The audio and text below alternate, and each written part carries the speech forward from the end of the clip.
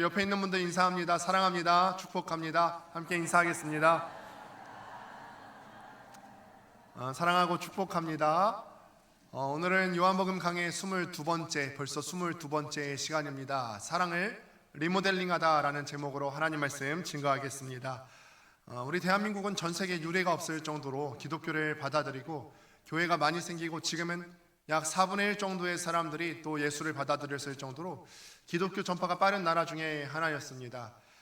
그런데 그런 이유가 있는 것 같아요. 왜냐하면 우리나라 국민성이나 예수님의 성품이 평화를 사랑한다는 점에서 좀 비슷한 이유가 있는 것 같습니다.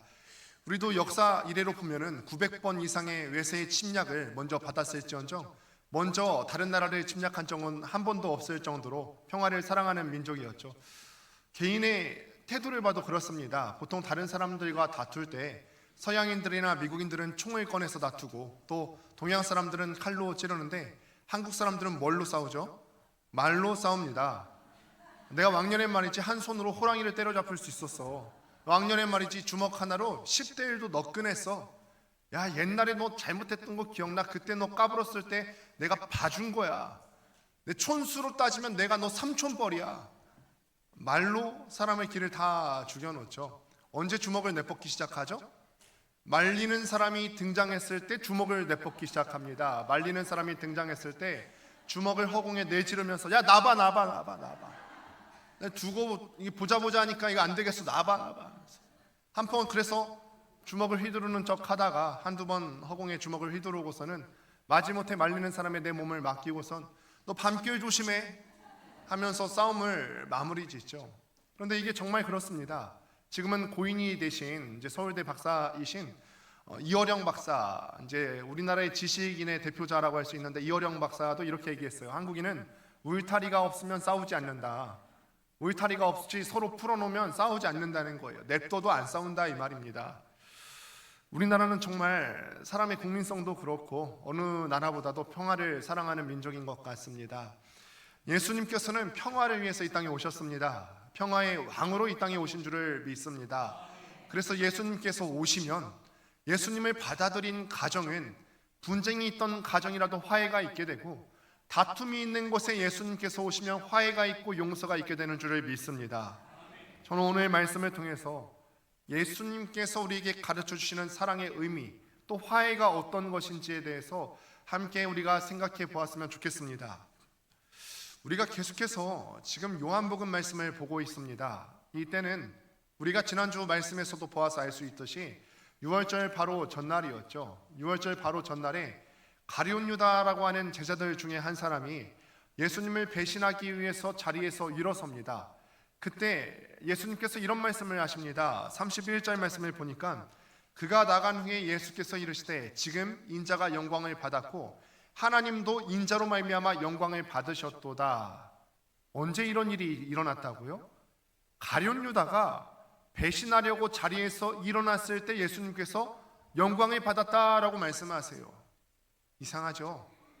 제자들 중 한 사람한테 내가 배신을 당했는데 이게 영광을 받은 일이라고 할 수 있겠습니까?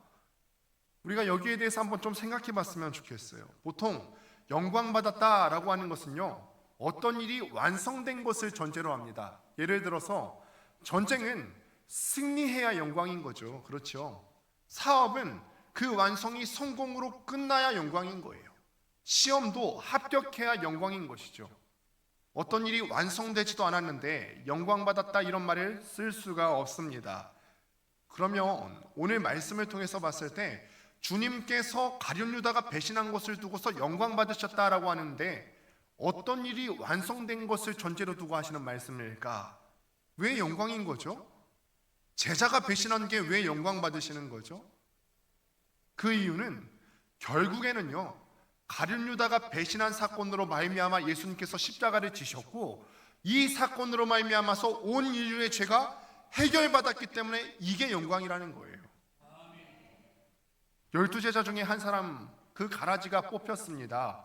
불순물이 제거됐으니 순도는 더욱더 높아지게 마련이죠. 그래서 12제자 이 작은 공동체는요 더 아름답게 정화됐을 거고요, 나아가 유다가 떠나서 배신함으로 말미암아서 온 인류의 죄악이 깨끗이 사함을 받았어요. 유다는 예수님을 팔았고요, 예수님은 죽임을 당했고 십자가를 지시게 되셨고, 예수님께서 십자가를 지시게 되심으로 말미암아 사탄은 멸망받게 될 것이고, 사탄이 멸망받고 인류는 모든 죄에서 노임을 받게 되게, 이런 결과가 계속해서 일어나게 된다는 거예요. 그러니까 유다의 배반은 악이 제거되는, 악이 없어지는 예수 그리스도의 영광이라는 것입니다. 예수님의 십자가는 위대한 줄로 믿습니다. 그 십자가로 가는 길이 어디서 시작되냐면 가룟 유다의 배신에서 시작이 되었다는 것입니다. 그래서 오늘 말씀 가운데 우리가 이해가 되지 않았지만, 유다가 떠나간 게 어째서 영광이지? 그런데 유다의 배신으로 말미암아 그 시점은 예수님께서 영광을 받으시는 순간이자 예수님을 보내신 하나님도 영광을 받으시는 순간이 되었다는 것입니다. 말씀을 보면서 주님께서 우리의 시야를 넓혀주심을 깨닫게 됩니다. 예수님은요, 자기 자신이 당신께서 배신을 당하는 그 순간조차 영광받았다라고 표현하세요. 배반당한 게 왜 영광받으시는 겁니까? 지금 잠깐은요, 주님께서 이걸 통해서 고통받으시지만 우리에게 영적인 눈이 열려서 영혼의 시각에서 보게 되자면 하나님 나라가 이루어지기 때문에 잠깐의 고통이 영광이 될 수 있다는 거예요. 하나님 나라를 위해서라면 때로는 우리가 배반받고 또 조롱받고 고통당하는 것도 영광일 수 있겠다, 이런 생각을 하게 되는 거죠. 그래서 로마서 8장 18절을 보면 이렇게 기록합니다. 함께 읽습니다. 시작. 생각하건대 현재의 고난은 장차 우리에게 나타날 영광과 비교할 수 없도다. 아멘. 현재의 고난은 장차 우리에게 나타날 영광과 비교조차 할 수 없도다. 오늘 우리는요, 어떤 걸 영광으로 생각하면서 살아가세요? 사업이 성공하는 거요? 내 가족이 잘 되는 거? 아니면 이 땅에서 짧은 인생 사는 가운데 뭔가를 성취하고 이루는 것을 영광으로 살아가고 계십니까? 그런데 여러분, 우리의 시각을 들어서 보시기를 바랍니다. 이거는요, 잠깐이면 지나가는 것이고 우리에게 기다리고 있는 것은 영원한 하나님 나라인 줄로 믿습니다. 당장은 고통이지만 영원히 평안한 것이 영광이고요, 당장은 가난해도 우리가 하늘에서 영원히 부유한 것이 우리의 영광이 되는 줄 믿습니다. 잠깐은 우리가 죽어도, 예수님 때문에 조롱받고 예수님 때문에 고통받고 예수님 때문에 죽어도 우리가 영원히 사는 것이 우리의 영광이 되는 줄로 믿습니다. 그러니 바라기는 우리의 시각이 열려서, 영적인 눈이 열려서 이 땅의 것만 보다가 살아가지 않게 하시고 매몰되어 살지 않고 하늘 영광 바라보며 살아갈 수 있게 되기를 간절히 소망합니다.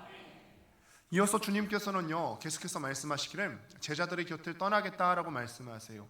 그리고 제자들의 곁을 떠났을 때 너희는 나를 따라올 수도 없을 것이다 라고 말씀을 하시죠. 이 말을 듣고 유대인들은 생각을 했어요. 예수님께서 아마 멀리 타국에 가시려나 보다. 어떤 사람들은 예수님께서 혹시 자결하시려는 게 아닌가, 이런 생각을 했어요. 제자들조차도 이 당시에 예수님께서 무슨 말씀을 하시는지 알지 못했습니다. 이 말은 예수님께서 십자가를 지고 죽으신다는 말이죠. 이 말을 듣고 베드로가 자신 있게 말합니다. 우리의 베드로죠. 주님, 어디로 가시렵니까? 내가 주님 가시는 길에 나도 가겠습니다. 내가 주님 가시는 길이라면 내 목숨을 바쳐서라도 가겠습니다 라고 말한 베드로의 결론이 어땠죠? 그 다음날 새벽닭이 울기 전에 3번이나 예수님을 부인하게 되는 결과를 맞이하게 되었습니다. 예수님의 십자가는 아무도 감히 따라갈 수 없는 고독한 죽음의 장소였어요. 이렇게 주님께서 내가 너희를 떠나겠다라고 말씀하시니까 제자들은 난리가 났겠죠. 당연하지 않습니까? 이 제자들 생각해 보세요. 여러분, 모든 것을 다 내버리고 예수님을 쫓아서 살아온 사람들이에요. 모든 것을 다 내어버리고 자기의 인생을 예수님께 걸고 살아온 사람들이에요. 그런데 예수님께서 떠나시겠다 하시고 그곳을 나는 쫓아갈 수 없다고요? 우리는 어떡하라는 거죠? 이런 제자들에게 주님께서는 유언적인 명령을 하시는 거예요. 34절 말씀 같이 한번 보도록 하겠습니다. 시작. 새 계명을 너희에게 주노니 서로 사랑하라. 내가 너희를 사랑한 것 같이 너희도 서로 사랑하라. 아멘. 주님께서 유언적인 말씀을 주시는 그 내용이 무엇이죠? 너희가 서로 사랑해라. 새 계명을 주노니 너희가 서로 사랑하라. 그런데 잘 생각해 보시면요, 사랑하라 라고 하는 그 명령은 성경 말씀 가운데 전혀 새로운 말씀은 아닌 것 같아요. 그러면 구약에 사랑하라는 말이 전혀 없었습니까? 없지 않습니다. 레위기 18장 19절에 보면은 모세의 말씀 가운데 이런 기록이 있습니다. 같이 한번 보실게요. 원수를 갚지 말며 동포를 원망하지 말며 네 이웃 사랑하기를 내 자신과 같이 사랑하라. 구약 성경에서 이미 모세를 통해서 사랑하라라고 말씀을 하신 바가 있다라는 거예요. 사랑은 언제나 쓰이는 말 아닙니까? 전혀 새로운 말 아니고 우리가 이미 익히 알고 있는 그런 말 아니에요. 남녀노소 또 신분의 어떤 고하를 막론하고 모든 사람이 사랑이라는 단어는 다 좋아하고 세상 사람들조차 사랑이라는 말을 좋아해서 이것을 대중가요로 만들어서 노래로 부르고 그러지 않습니까? 누구나 좋아하는 말이에요. 그럼에도 불구하고 우리 주님께서 유언적인 말씀으로 너희가 서로 사랑하라, 이게 새 계명이다 라고 말씀을 하세요.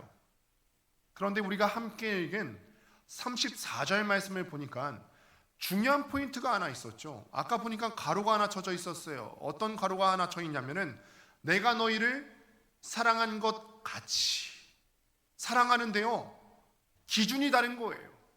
지금까지 우리가 사랑에 대해서 알고 있었고 우리의 기준으로 내 나름대로 사랑한다고 했지만 주님께서 주시는 사랑은요, 기준이 예수님 당신이에요.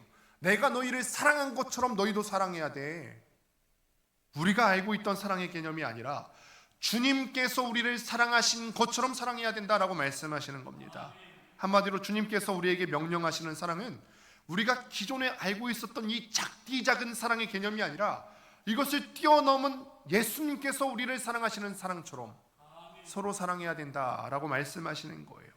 그래서 주님께서 이것을 전혀 우리가 알지 못하는 내용은 아니지만 새로운 계명이다라고 말씀해 주시는 거예요. 어떤 면에서 새로운 것입니까? 먼저 첫 번째로는요, 죄인들을 구하기 위해서 자기 목숨을 버리신 사랑입니다.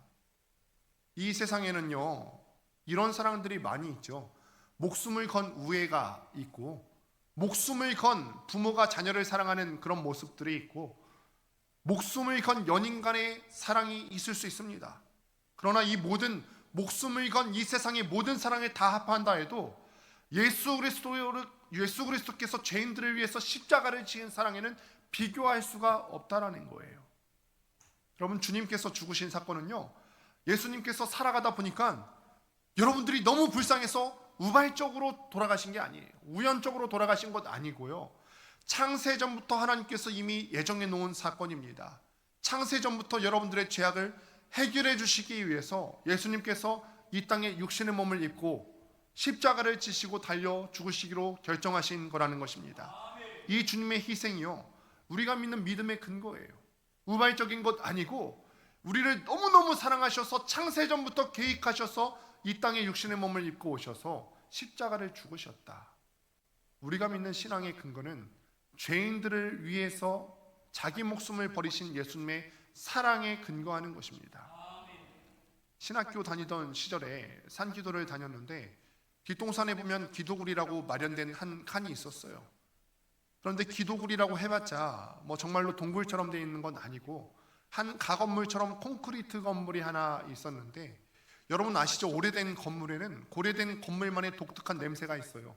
딱 문 열고 들어가면 약간 뭐랄까요, 석유실 같은 쾌쾌한 냄새가 나기도 하고요. 또 그 공간에 묘사하자면 어떤 할로겐 전구 같은 게 위에 하나 있고요, 또 테이블, 낡은 테이블 하나가 있는데 그 위에는 짧은 녹다 남은 양초 하나가 있고, 또 그 테이블 위에는 언제서부터 놓여졌을지 모르는 낡은 성경책이 그 안에서 펼쳐져 있었어요. 그런데 저는 이 공간을 굉장히 좋아했어요. 왜냐하면 이런 생각이 들었어요. 이게 나 말고도 수많은 믿음의 선배들이 이곳에서 와서 기도했는데 괜히 이곳에 오면은 그 기도의 힘을 나도 힘입어서 얻어가는 것 같고 너무너무 좋았어요. 그런데 기도를 하다가 어느 날은 눈을 들어서 벽을 바라보니까 기도글 그 벽면에 십자가가 하나 있는 거예요. 사실은 원래부터 놓여 있었던 십자가는 제가 보지 못하고 있었던 것이죠. 십자가를 보면서 이런 생각이 듭니다. 이 세상에 누가 나를 위해서 죽어줄 사람이 있을까? 그런 사람이 있었던가? 나를 끔찍히 아껴주시는 우리 부모님도요, 저를 대신해서 죽어주지는 못합니다. 혹여나 죽는다 할지라도 그 죽음으로 내 생명을 대신 살릴 수는 없습니다. 이런 생각을 하면서 예수님께서 날 위해서 대신 죽으신 그 사랑에 대해서 다시 한번 생각해 보게 됩니다. 어떤 대단한 사람이요, 나같이 못난 사람을 위해서 자기 목숨을 희생하며 날 사랑할 것인가. 원래는 그 십자가는요, 내가 내 죄 때문에 내 죄값을 받기 위해서 져야 되는 십자가인데, 누가, 어떤 대단한 사람이 나를 위해서 그 희생을 당할 수 있을 것인가. 예수님밖에 없는 줄 믿습니다. 세상에서 말하는 사랑은요, 어떤 사랑이죠? 사랑받을 만한 사람을 사랑해요. 가만 보면요, 세상에서 사랑받는 사람들은요, 이쁘고요, 잘생기고요, 공부 잘하고요, 능력 있는 사람들, 뭐 아이유 같은 사람들, 조인성 같은 사람들, 가만히 있어도 알지도 못하는 사람들까지도 사랑한다 사랑한다 그러잖아요. 사랑해 오빠 막 그러잖아요. 알지도 못하면서. 사랑받을 만한 외적인 조건이 있는 사람들을 사랑하죠. 이게 나는 아니라고 말씀하시지 마십시오. 우리도 다 그렇잖아요. 나를 사랑해주는 사람들을 사랑하고 외적으로 어떤 조건이 있는 사람들을 사랑해요. 그런데 우리 주님께서 만나셨던 분들을 한번 보십시오. 그 악독한 살인강도 바라바를 만나시고, 탐관오리였던 삭개오를 만나시고, 38년 된 병자들을 만나시고, 지저분해서 아무도 만나려고 하지 않으셨던 나병 환자를 만나시고, 또 간음해서 현장에서 붙잡혀서 잡혀온 그 간음한 여인들을 주님께서 만나시고요, 귀신 들린 사람들이 같이 있기도 싫어서 쇠사슬에 묶어서 공동묘지에 내버린 그 귀신 들린 사람을 예수님께서 만나셨어요. 이 사람들이 사랑받을 만한 조건이 있는 사람들이에요. 다 멀리하는 사람들이었잖아요. 그런데 주님께서 보여주신 사랑은 이런 사랑이라는 거예요. 사랑받을 만한 사랑을 사랑하는 것이 아니라 사랑받을 만한 조건이 되지 않음에도 불구하고 주님께서 만나주시고, 우리에게도 이 사랑이 해당되는 거죠. 내가 사랑받을 만한 조건이 있습니까? 여러분들이 사랑받을 만한 조건이 한 개라도 있으세요? 자신 있으세요? 그런데 이런 우리를 위해서 예수님께서 자기 목숨을 버리면서까지 사랑해 주셨다는 사실을 우리가 가슴 깊이 깨달았으면 좋겠습니다. 죽음을 자청하신, 이런 죄인들을 위해서 죽음을 자청하신 주님의 사랑이요, 익숙한 사랑이라는 단어지만 전혀 새로운 개념이라는 것입니다. 두 번째로는 원수를 사랑하는 사람이라는 점에서 전혀 새로운 계명입니다. 십자가에 예수님께서 달리셨을 때 당신을 십자가에 못 박고 조롱하는 로마 병사들을 향해서 예수님께서 이런 기도의 제목으로 기도하십니다. 누가복음 23장 34절 말씀을 같이 한번 읽습니다. 시작. 이에 예수께서 이르시되 아버지 저들을 사하여 주옵소서, 자기들이 하는 것을 알지 못함이니이다 하시더라. 그들이 그의 옷을 나눠 제비 뽑을세. 아멘. 우리는요, 결점이 많은 사람을 사랑하기 어려운 사람들입니다. 결점이 많은 사람이 자체로도 사랑받지 못할 만한 여러 흠이 있기 때문이기도 하지만, 우리 자신의 약함 때문이라도 우리는 결점이 있는 사람들을 쉽게 포용하거나 사랑하지 못해요. 조금이라도 나를 미워하고요, 나에 대해서 반감 품은 사람들이 있다면 여러분 사랑할 수 있겠습니까? 나에 대해서 반감을 품은 느낌이라도 난다면 쉽게 사랑하는 게 어렵잖아요. 원수가 누구죠? 원수란 어떤 사람이 원수예요? 가족 식구들은 건드리지 않는 게 좋을 것 같습니다. 어떤 사람이 원수예요? 어떤 사람이 있는데 그 사람이 내가 망하기를 바래요. 그럼 이런 사람은 원수잖아요. 그렇죠? 그 사람은 내가 망하기를 원하고 나는 그 사람이 망했으면 좋겠다. 그 사람이 원수예요. 원수. 오경 중에 보면은 공자가 지은 얘기라는 책을 보면요, 불구대천 지원수라고 하는 것이 있습니다. 불구대천지수라고 하는 게 있는데, 함께 같은 하늘 아래에서 살아갈 수가 없다. 예를 들면 이런 거죠. 무협 영화 같은 데 보면요, 주로 적군이 어떤 사람이 나오죠? 내 부모를 죽인 원수, 형제를 죽인 원수, 내 가장 친한 친구, 연인을 죽인 그 원수, 이런 사람들과는 같은 하늘 아래에서 살아갈 수가 없기 때문에 그 사람을 죽여야 된다, 이런 말이죠. 그런데 예수님께서는요, 그 어떤 원수도 사랑할 수 없는 사람이 없다라고 말씀하세요. 우리의 모습을 한번 생각해 보십시오. 여러분은 어떤 사람 사랑하세요? 사랑받을 만한 사람을 사랑하는 건요, 누구나 할 수 있는 거예요. 누구나 할 수 있는 겁니다. 그런데 주님께서요, 그 영역을 넓혀주시는 거예요. 우리의 사랑은 좀 보기에 예쁜 사람들, 어떤 외적인 조건이 있는 사람들을 사랑하지만 주님께서 말씀하시기를 그 영역으로 사랑해서는 안 되고 원수까지도 사랑해야 된다. 사랑받을 만한 사람만 사랑하지 말고 사랑받을 만한 조건이 전혀 없는 사람도 사랑해라. 심지어 너와 원수인 사람까지도 사랑할 수 있어야 돼. 예수님께서 그렇게 하신 것처럼 너희도 사랑할 수 있어야 한다. 여러분 기억하시길 바랍니다. 우리는 사랑의 영역을 늘 제한해요. 어디까지 사랑해야 합니까? 이런 우리를 향해서 주님께서는 영역을 정해주시는 거예요. 기존에 알던 사랑 말고 새 계명을 주노니 이 정도 말고 영역을 넓혀서 원수까지 사랑해야 된다. 원수를 용서하는 것 정도 말고 그냥 내가 너 용서했어, 그러나 우리 서로 보지 말고 없는 것처럼 지내자, 이거 말고 오히려 적극적인 선까지 나아가서 사랑해라 라고 명령하시는 것입니다. 이 말씀을 따라서 우리가 당장 실천할 수 있게 되기를 바랍니다.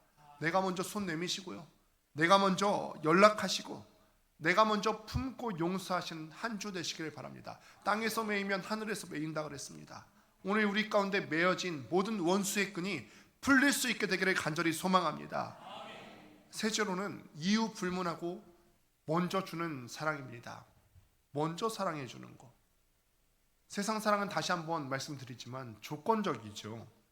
누가 나를 사랑해야 내가 그 사람을 사랑합니다. 그나마 그 사랑 가운데 내게 이익이 없으면, 유익이 없으면 사랑하지 않으려고 합니다. 그러나 주님께서는요, 조건 없이 먼저 사랑하셨어요. 요한일서 말씀 보면 이렇게 기록합니다. 같이 한번 읽습니다. 시작.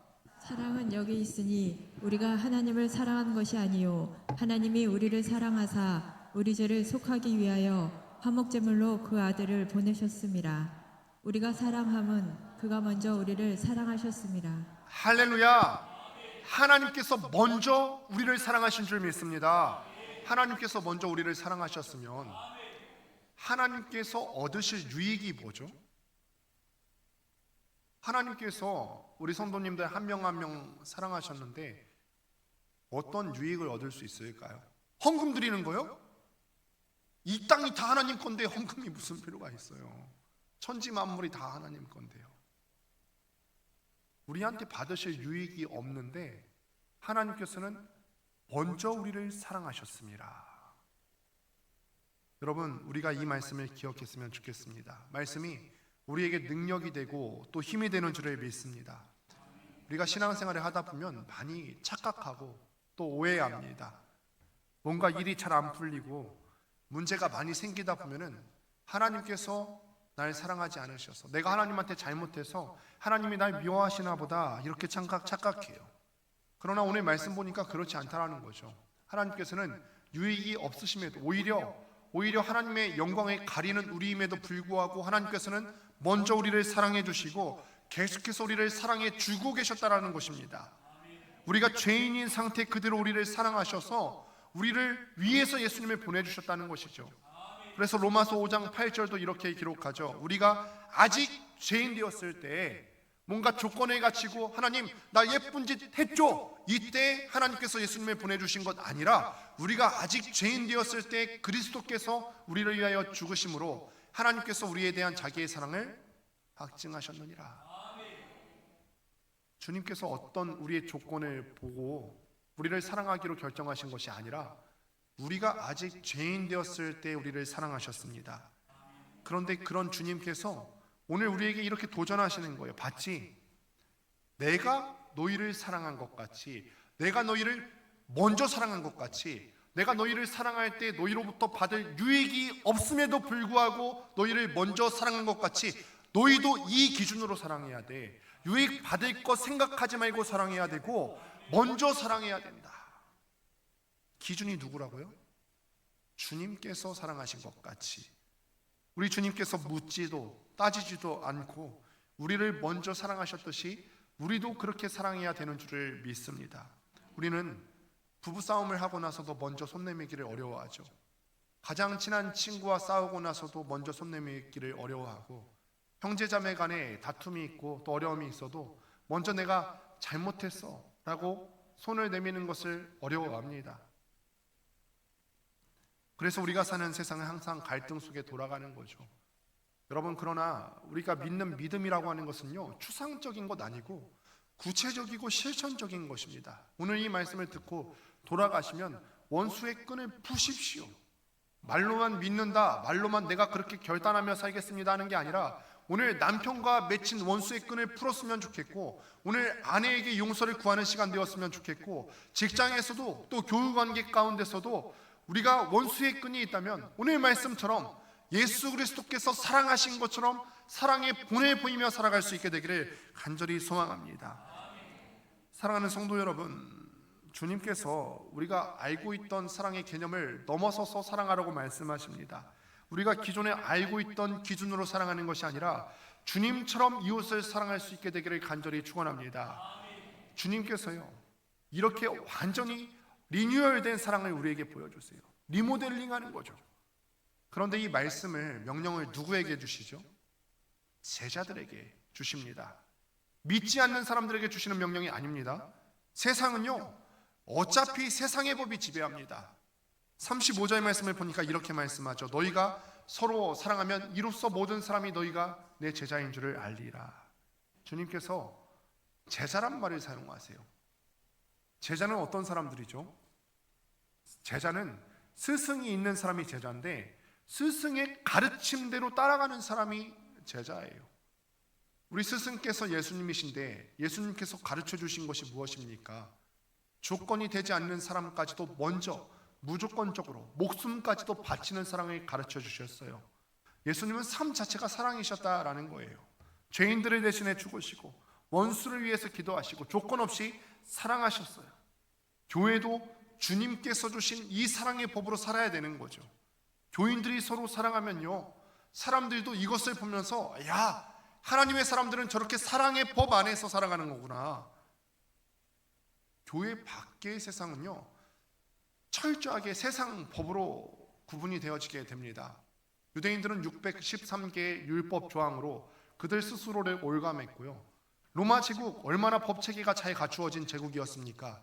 그리고 이 로마 제국의 법 체계를 근간으로 해서 지금의 유럽권 나라들의 법의 제도가 뿌리가 된 것인데, 여러분 한번 생각해 보십시오. 법이 잘 갖춰졌다 해서 유럽이 과연 건강하다고 말할 수 있습니까? 여러분, 그렇다고 말할 수 있겠습니까? 옛날에는요, 단군 시대 법은 8가지에 불과했고요. 함무라비 시대의 고대 그 중동 가운데 법은요, 돌 하나의 법이 다 기록될 수 있을 정도로 법은 얼마 되지 않았어요. 그런데도 사회는 굴러갔습니다. 그런데 오늘 법은 어떻죠? 한 트럭 가득 법이 있어도요, 법이 가득하다 해도 이 사회가 평안하지 않습니다. 사회는 점점 악해져만 갑니다. 법이 잘못된 걸까? 세상 법은 2가지를 간과하게 되는 거죠. 먼저는 사람의 본성이 악하다는 거예요. 법은요, 상한선이 아니라 하한선이에요. 최소한의 것을 사람의 양심에 기대서 이것만큼은 지켜야 된다라고 정해놓은 게 법이에요. 그러면서 법을 지키기를 바라는 마음에서 이 법을 정해놓은 거예요. 사람은 그런데 어떻죠? 법을 어기려는 마음이 있어요. 한쪽에서는 법을 계속해서 만들어내는데 한쪽에서는 법률가를 동원해서 어떻게 하면 이 법을 피해갈 수 있을 것인가, 어떻게 하면 이 증여세를 안 물 수 있을 것인가, 어떻게 하면 이 법이 정해놓은 기준을 교묘하게 피해가면서 내가 유익을 누릴 수 있을 것인가. 간과한 거죠. 사람의 마음 가운데 상한선으로 법을 삼고 싶어하는 그 마음을 간과했어요. 2번째로는 인간은 영적 존재라는 사실이에요. 아무리 육체를 가둬놔도요, 마음이 제어되지 않으면 소용이 없는 거예요. 인간은 제도나 형식으로 올가맬 수 있는 존재가 아닙니다. 몸을 묶는다고 마음까지 묶이는 그런 존재가 아닙니다. 특히 죄를 짓는 일에는 더욱 그렇죠. 사람은 영혼으로 죄를 짓습니다. 예수님께서 이 사실을 알고 계셨죠. 마음으로 음욕을 품는 것도 죄 짓는 거다. 육체를 묶고 처벌해도 소용이 없어요. 전혀 개선되지 않습니다. 이것이 세상 법의 맹점이라는 것입니다. 그러나 교회는요, 세상과 다릅니다.